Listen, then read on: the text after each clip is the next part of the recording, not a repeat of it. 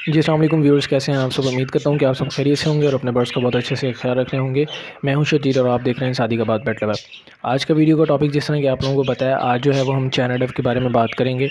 इसकी जो है वो हम फुल फिजिबिलिटी रिपोर्ट चेक करेंगे बिज़नेस पॉइंट ऑफ व्यू से, और इसका इंट्रोडक्शन देखेंगे कि क्या क्या इसके अंदर डिफरेंसेस हैं। तो सबसे पहले जो है वो हम देख लेते हैं इसके अंदर मेजर डिफरेंस इसका मेल फीमेल का।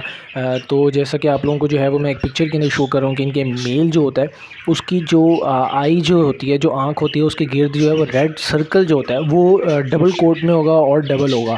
और उसके अलावा जो इसकी फ़ीमेल होगी उसका जो कोट होगा रेड, वो जो दायरा होगा जिसको बोलते हैं वो कम होगा, मतलब कि सिंगल कोट में होगा, वो इसकी फ़ीमेल होगी। मेल की डबल कोट होगा और फीमेल का सिंगल कोट होगा। और इनके अडल्ट होने का भी निशानी यही होती है कि इनका रिंग पूरा हो चुका होता है, और दूसरा ये कि इनके जो दायरे हैं ये भी रेड हो चुके होते हैं।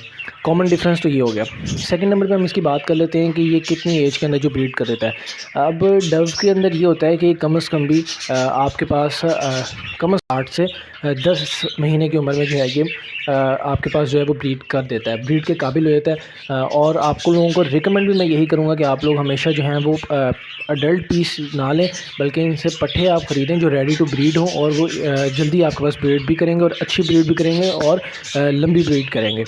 अच्छा, दूसरे नंबर पे हम इसकी बात कर लेते हैं केज की। अब केज के अंदर इस तरह से होता है, इसका कम से कम एक पेयर, अगर आप अच्छी बिज़नेस पॉइंट ऑफ व्यू से इसको लेके चलना चाहते हैं तो आप कम से कम इसको एक स्टैंडर्ड साइज़ जो है वो 1.5 ज़रब 1.5 का खाना होता है, जिसके अंदर आप जो है वो इससे ब्रीड ले सकते हैं एक पेयर से।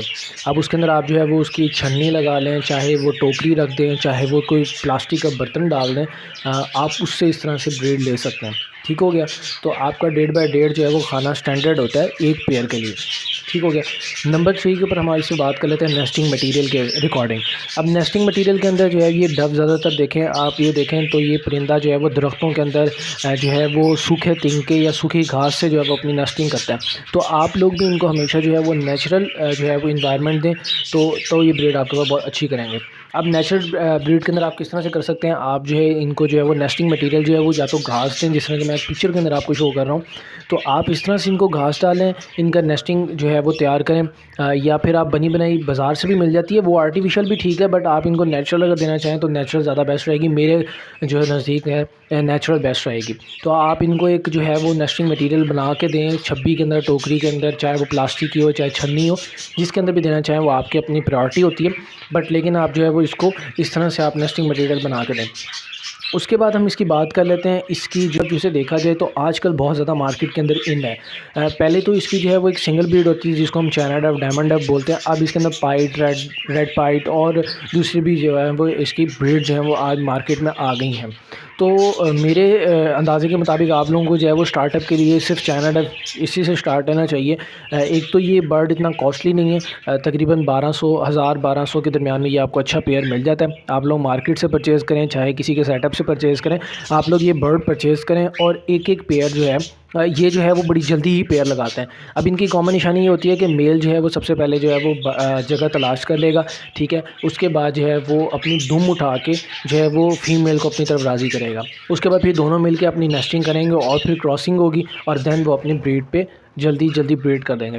तो मेरा भी बिज़नेस पॉइंट ऑफ व्यू से यही जो है वो एक नज़रिया है कि आप लोग जो है अगर आप अच्छी ब्रीड लेना चाहते हैं, ऑस्ट्रेलियन, अब दाने की बात करें तो ऑस्ट्रेलियन दाना बहुत ज़ाया करता है, ठीक है। और ऑस्ट्रेलियन अगर आप रखें तो आप मार्केट के अंदर ऑस्ट्रेलियन की डिमांड भी नहीं रही, मार्केट से आहिस्ता आहिस्ता जो ऑस्ट्रेलियन है वो आउट होता जा रहा है। तो आप लोग इस बर्ड की तरफ आएँ। एक तो इसका दाने का ख़र्चा बहुत ज़्यादा कम है, ठीक है। उसके बाद इसका एक्सपेंस, इसको इसीलिए ज़ीरो एक्सपेंस बोलते हैं कि इसका दाने का खर्चा बहुत कम है। आप इसको वेस्टिंग जो है बजरी का जो वेस्टिंग मटेरियल है ना, उससे भी आप इसके दाने का काम चला सकते हैं, ठीक है। खुराक बहुत कम खाता है, बीमारियां बहुत कम आती हैं, ठीक है, और बड़ी अच्छी ब्रीड करता है आपके पास, अगर आपके पास ये अडल्ट पीस ना हो और अगर आप यंग पट्ठे जो हैं वो जल्दी ब्रीड पे लगाएं तो मेरे लिहाज के मुताबिक तो है आप लोगों को जो है वो डव का एक्सपीरियंस करना चाहिए। कम से कम घर के अंदर आप जो है वो अगर स्टार्टअप भी करना चाहते हैं तो कम से कम 4 से 5 पेयर जो है अपने घर के अंदर ब्रीड के लिए लगाएं और उनसे स्टार्टअप लें। अगर आप लोगों को समझ आए, आप लोगों की इसकी ब्रीड अच्छी लगे, तो आप लोग अपने अपना आहिस्ता आहिस्ता उन 5 पेयर से आप 10 पेयर करें और आहिस्ते से आहिस्ता अपने जो है वो सेटअप को बढ़ाएं। ऑस्ट्रेलियन को जो है वो आप एक फोस्टर पेयर के तौर पर रख सकते हैं, बट आप अगर बिज़नेस पॉइंट ऑफ व्यू से बात करें तो ऑस्ट्रेलियन जो है वो बिल्कुल ही मार्केट से ख़त्म हो चुका है और अब इसका जो है वो मार्केट रेट भी नहीं रह गए। तो आप जो है वो अगर बिज़नेस पॉइंट ऑफ व्यू से बात करना चाहें तो अब आप जो है वो मार्केट के अंदर जो है डव बहुत इन हो गई है। तो आप लोग जो है वो तकरीबन 5-6 पेयर जो है वो अपने घर के अंदर ब्रीड के ऊपर लगाएं, इससे ब्रीड लें, इससे फ़ायदा लें और जो है वो इसके बच्चे वगैरह सेल आउट करें। तो आप लोगों के पास जो है वो अच्छा एक जो है वो सर्कल चल सकता है। तो उम्मीद करता हूँ मेरी आज की वीडियो आप लोगों को पसंद आई होगी। मेरा अपना भी कोई इतना ज़ाती एक्सपीरियंस नहीं है इसके अंदर, बट मैंने भी आहिस्ता आहिस्ता जो है वो अपने सेटअप के ऊपर ये जो है वो लानी शुरू की है। तो इन फ्यूचर मेरा भी कुछ प्लान है कि मैं इंशाल्लाह ऑस्ट्रेलियन जो है वो कम करूँगा और जो है वो डव के ऊपर काम करूँगा। तो इंशाल्लाह आप लोगों को अपडेट दूंगा। उम्मीद करता हूँ मेरी आज की वीडियो आप लोगों को पसंद आई होगी। अगर वीडियो अच्छी लगे तो लाइक शेयर कमेंट कीजिएगा, दुआओं में याद रखिएगा। इंशाल्लाह मिलते हैं किसी नेक्स्ट वीडियो में किसी अच्छे टॉपिक के साथ। तब तक के लिए मुझे इजाज़त दें। अल्लाह हाफ़िज़।